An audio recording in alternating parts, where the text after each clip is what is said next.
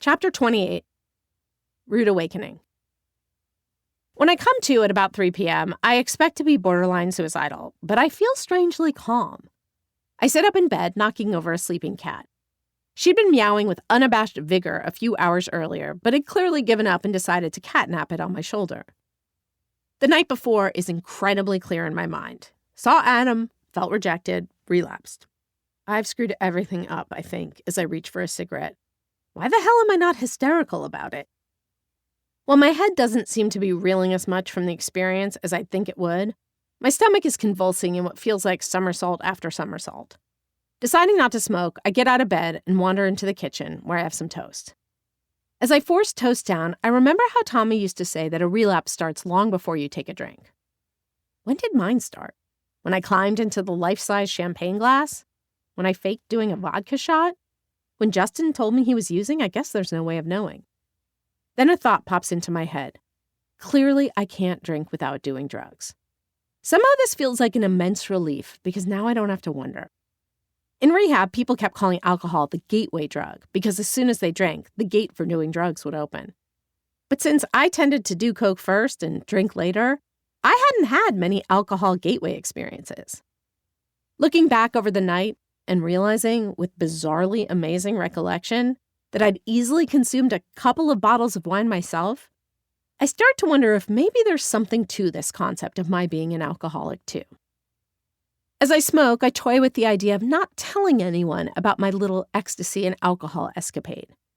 I can just keep going to pledges and still celebrate a year's sobriety in 5.5 months. I've heard that people do that. They drink or do drugs and don't tell anyone and smile about how well their sobriety's going. But they usually end up relapsing in a far bigger way as a result. That's when I realized that if I leave the house without showering or even brushing my hair, I can make the pledge's afternoon meeting. For the time being, I can save my ass instead of my face. Making progress already, I think, as I slide a bra on under the tank top I slept in and step out the door. My name is Amelia, and I'm an alcoholic, I say, expecting the people in the room to all swivel their heads in unison over the fact that I've actually surrendered to using the word alcoholic over addict. But everyone just does the smiley hi Amelia thing. I relapsed last night, I continue, and pause to look for the judgment in people's faces. But everyone is looking at me so kindly. When Vera drank, I remember leaning over to Justin and saying, I could see this one coming from a mile away. But no one seems to be whispering anything. I realize my heart is beating incredibly fast, which seems strange to me, since I've shared a lot in this room and haven't felt nervous talking in front of the group since my first day of rehab. I didn't really believe you guys when you said that being an alcoholic and a drug addict were the same thing, I say. And I notice a couple of people nodding with compassion. So last night, after being blown off by the guy I like, I decided to go have a glass of wine with the guy I don't like. Several people laugh, and while I'm surprised that anyone could find humor in my screw-up, at the same time, it makes me feel like I belong. I've definitely shared things here that I've known were funny and felt completely validated by the laughter it's gotten, but I haven't ever really talked about anything sad or wrong or that makes me feel bad. In fact, I've judged people for laughing at other people's hardships around here. But somehow, now that I'm the one talking, the laughter makes sense. What I'm saying is illogical and crazy, and for some reason, in this room filled with people bobbing their heads and laughing, that seems okay. 3.5 hits of E later, I realize I'd made a horrible mistake, I finish, and most of the room guffaws. I break into a smile. I can't help it. So I guess I don't know. I guess that's it. I don't know, and you guys seem to. Everyone claps. As the sharing in the room continues, people pat me on the back, and women start writing down their numbers and passing them to me on pieces of scrap paper. I tuck the phone numbers into my purse, realizing at that moment that I'd completely stopped reaching out to people here. When I was in rehab, I bonded like crazy with Justin and Robin and Vera and Peter and Joelle and everyone else. But these days, with Justin and Robin both long gone, Vera always relapsing, and Peter and Joelle only hitting the meetings every now and then, I've stopped. I now see that from the day I moved out of pledges, I've essentially been acting like I was cured. Rachel always told me not to show up at meetings right when they started or leave right when they ended, but I hadn't really listened. Looking around the room, I realize I don't really know any of the other alumni sitting here.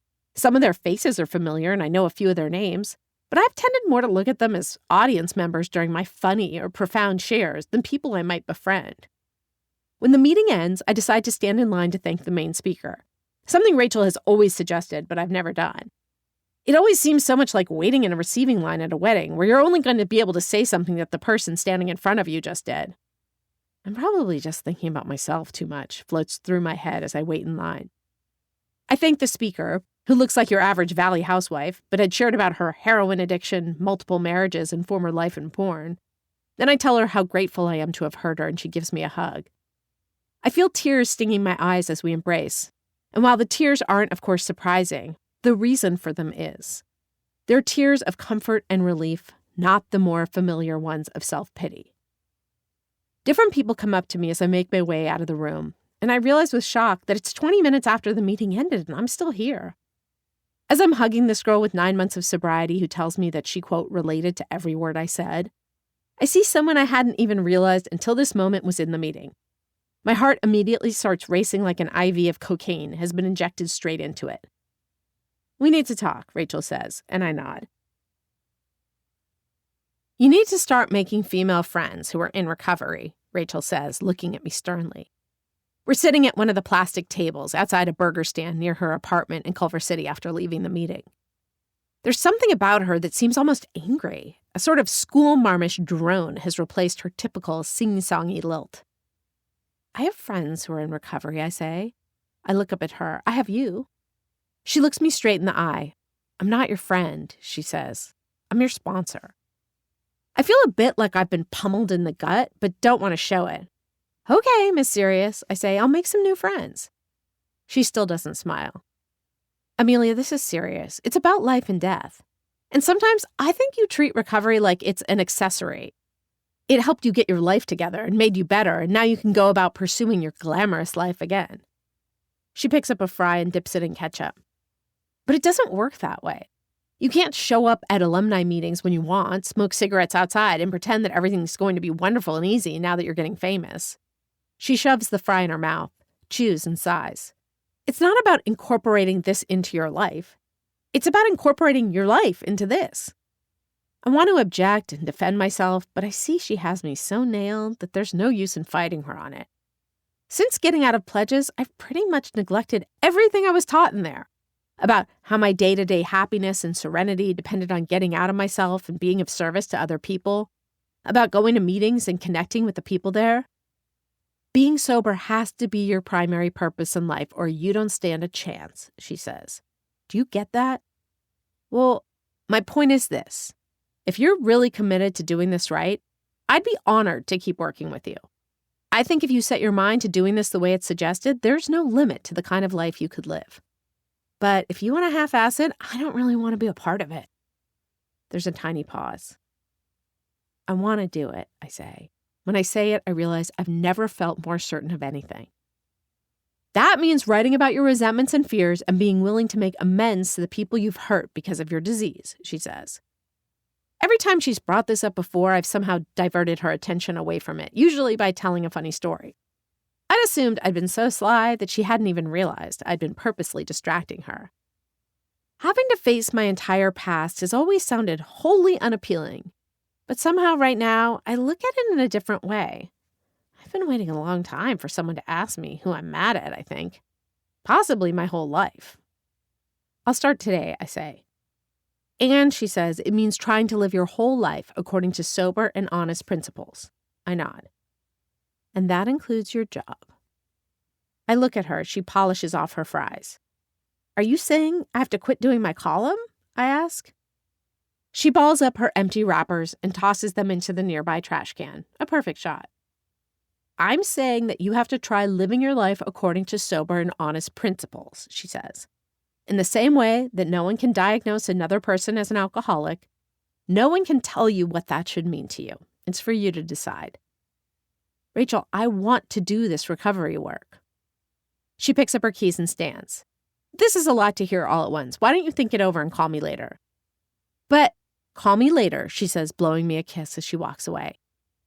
At first, I'm angry. Who the hell is Rachel to suddenly transition from cute, bubbly girl with a pixie haircut to hard-edged, tough chick? But when I get home and crack open the big blue book for the first time in a while, I start to realize that everything she talked about today is right from this book. And at some point, I'd known that. What the hell had happened to my memory? Then I remember hearing someone say that ISM in alcoholism stands for incredibly short memory, and that's why we need to go to meetings so often. The more I read, the more this book begins to make sense, and the guidelines start to sound like the ideal way to live a happy life. I never had any guidelines before, I think. I mean, sure, I've heard things like don't lie and cheat and steal, but this other stuff about looking for my part in every resentment I have sounds almost like the exact opposite of the way I've been living. Resenting someone is like drinking poison and expecting the other person to die, I heard someone say in a meeting once. Armed with that epiphany, I take out a notebook and start listing all the people I'm mad at. I heard someone suggest that a good way to start is to write down every single person you've ever known, because chances are that you resent them for something. And for me, that seems highly likely. So I start by listing mom and dad, then friends from grammar school, those petty slights I've carried with me over the years, before moving on to my life today. I take out old photo albums, dig up old address books, and even join classmates.com to jog my memory. When I start to write down why I resent them, I realize this project will take hours, if not weeks. But I want so much to have my slate cleaned, to get this all out on paper and face who I really am. The more I write, the more I see that I've already spent too much time in my life upset and angry. The pen I'm writing with starts causing an indentation on my right pointer finger, and I'm lighting about my 20th cigarette since I started writing when the phone rings. When we first started working together, Rachel had suggested that I not screen calls, because when someone's calling, it's probably the interruption I need. I'd nodded, but continued screening, always making sure I answered when she called so she wouldn't know. Hello, I say, not even glancing at caller ID. Sweetie? I recognize the voice immediately. Hi, Nadine, I say. What's going on? I don't feel that anxiety I always feel when I talk to her, that I have to be so fabulous, so party girl, so on. What's going on with you? She asks, sounding alarmed. What are you doing home on a Friday night? I glance at the clock, 9:30 p.m. I'd absolutely lost my sense of time and space and feel shocked that somehow day ended and night started without any acknowledgement on my part. I'd left Rachel at about noon. Had I been reading the book and writing for over 8 hours? And was it really Friday night? I had no idea. I'm just home, I say, reading, writing. I glance at one of my cats, who's asleep next to me. Playing with my cats, I add. Complete silence on the other end of the phone line. Nadine, are you there?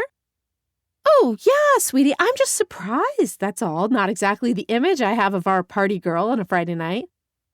It happens, I say, more often than not. Again, Nadine doesn't say anything. She never asked me what happened with Ryan Duran, and I never offered up any information. I have the distinct impression that I'm devastating her, which feels wrong, but also strangely necessary. Well, I was just calling to let you know that we've booked your View appearance for the week after next, she says. And also, I have some very exciting news.